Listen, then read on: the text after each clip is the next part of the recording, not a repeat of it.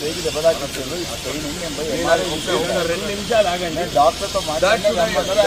Doctor ఒక్క 2 నిమిషాలు నువ్వు నా కార్లో కూర్చో. నయంబర్రా పోలీసు సార్ మీరు కావాలని చేయకండి. నేను తీసుకెళ్తా. నువ్వు నా బండి కూర్చో. నువ్వు నా బండి కూర్చో.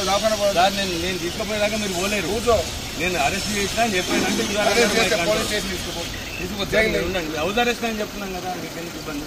డాక్టర్ దగ్గర తీసుకెళ్తా సార్, నేను తీసుకెళ్తాను. రాత్రి నాకు నీ గుండూరు చూస్తే చేయికి దెబ్బ తాకిచ్చారు. 2 నిమిషాలు ఆగండి. డాక్టర్తో మాట్లాడారు. డాక్టర్